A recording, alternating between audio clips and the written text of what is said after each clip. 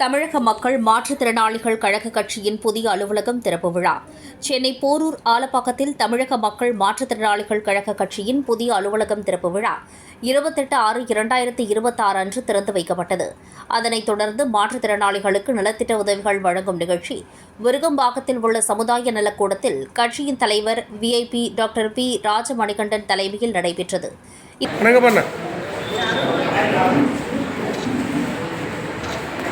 இந்த நிகழ்ச்சியில் மாநில பொதுச் செயலாளரும் மற்றும் மாநில ஒருங்கிணைப்பாளருமான டாக்டர் ஜி. முருகன் முன்னிலை வகித்தார்.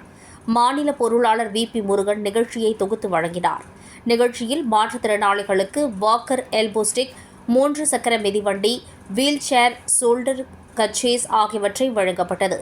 தொடர்ந்து 150 மாற்றுத்திறனாளிகளுக்கு மளிகைப் பொருட்கள் மற்றும் காய்கறிகள் வழங்கப்பட்டது.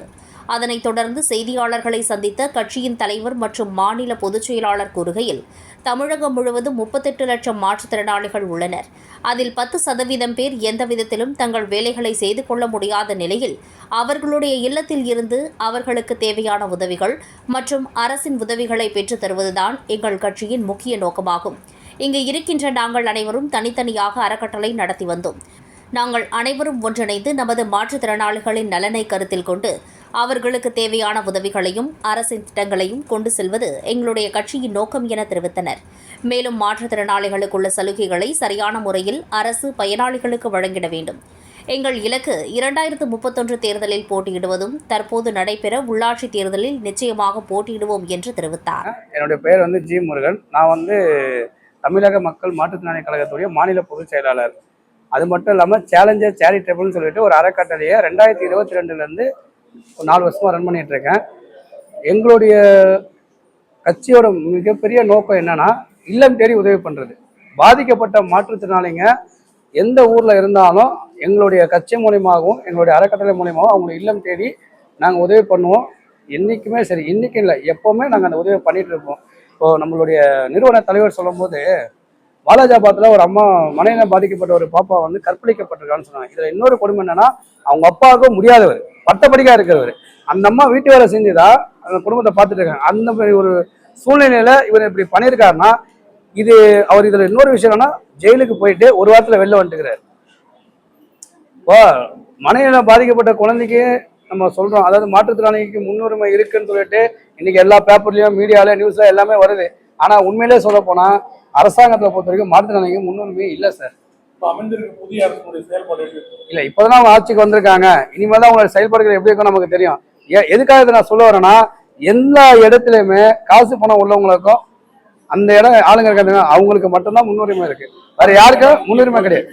என்னங்க சார்? அரசுக்கு முக்கிய கோரிக்கை இல்ல, அதாவது வார்த்தையில மட்டும் சொல்லாதீங்க, அதை செயல்படுத்துங்க. நான் சொல்றேன், மாற்றுத்திறனாளிகளுக்கு முன்னுரிமை இருக்கு, நிறைய சலுகை இருக்குன்னா, மாற்றுத்திறனாளிகளே ஒரு சில பேர் வசதி வாய்ப்பு இருப்பாங்க, அவங்களுக்கு அந்த முன்னுரிமை இருக்கு. நார்மல் உள்ள மாற்றுத்திறனாளிகளுக்கு அது முன்னுரிமை கிடையாது. இதுல உங்களுக்கு எல்லாம் தெரியுமா தெரியாது, இப்போ அரசு அலுவலகங்களையும் பேங்க்ல கோயில் தலங்களை ரேம்ப் வசதி இருக்கணும்னு சொல்லிட்டு கோர்ட் ஆர்டர் பண்ணிட்டாங்க. ஆனா இதுல முக்காவாசி கோயில ரேம்ப் வசதி கிடையாது, ஒரு வீல் சேர் ஃபெசிலிட்டி கூட கிடையாது. ஒரு கவர்மெண்ட் நலவாரி நம்ம ஆபீஸ் போறோம், அந்த ஆபீஸ்ல நீங்க போய் பாருங்க.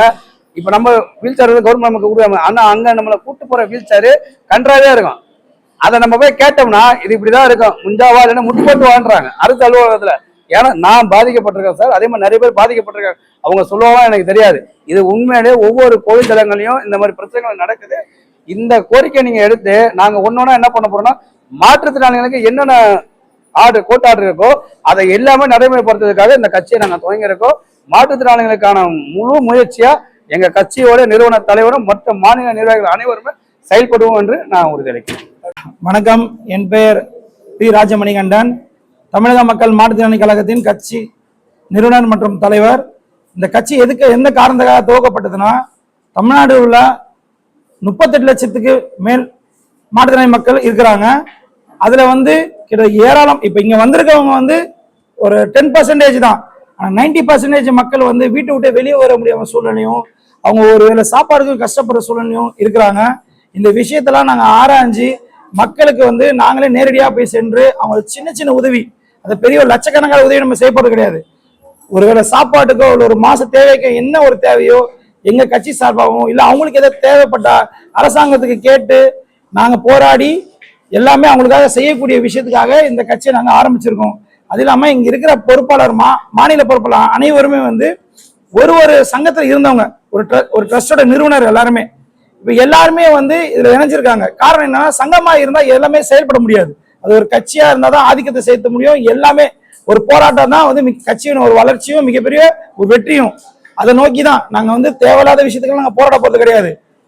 இன்னைக்கு கூட நேற்று என்ன ஒரு விஷயம் நடந்திருக்கு, எந்த ஊர்ல, வாலாஜாபாத்தில் ஒரு மணல்ல பாதிக்கப்பட்ட ஒரு பெண்ணை வந்து பாலியல் வன்கொடுமை செய்திருக்காங்க. இது எந்த ஒரு மீடியாலையும் வரல, எந்த ஒரு கவர்மெண்ட் இப்போ நடக்கிற கவர்மெண்ட் கூட போய் ஸ்டெப் எடுக்கல. நான் ஒரு மாசத்துக்கு முன்னாடி இந்த ஸ்கூல் லீவ்ல எல்லாரும் லீவ்ல ஊருக்கு போயிருப்பாங்க. அப்ப நான் ஊருக்கு போயிருக்கும் போது கிருஷ்ணகிரியில ஒரு மாற்றுத்திறனாளி வந்து 2 வருஷமா ஒரு கோரிக்கை வந்து கலெக்டர் கிட்ட மனு கொடுக்குறாரு. அந்த மனு வந்து பார்க்கவும் இல்லை, அவருக்கு என்ன ஒரு தீர்வும் கொடுக்காத ஒரு காரணத்தால தீ குளிச்சு இறந்துட்டாரு. நாங்க மட்டும் இங்க நிர்வாகிகள் தமிழ்நாட்டில் நாங்க சென்னையில எல்லாரும் இருந்திருந்தா கண்டிப்பா போய் போராட்டம் பண்ணி அவர் உயிருக்கு வந்து நாங்க ஒரு நல்ல ஒரு நியாயத்தை நாங்க வாங்கி கொடுத்துருப்போம். இதுக்கப்புறம் இந்த மாதிரி ஒரு விஷயம் நடக்கவே கூடாது. மாற்றுத்திறனாளிகளுக்கு ஒரு துன்பமோ இல்ல அவங்கள ஒரு மரியாதை இல்லாத ஒரு செயல்கள் ஒரு அரசாங்க நிலத்தில் நடந்தாலோ அதை தட்டி கேட்போம், நாங்க வந்து நிற்போம். கண்டிப்பா இது வந்து சாதாரண ஒரு விஷயம் கிடையாது.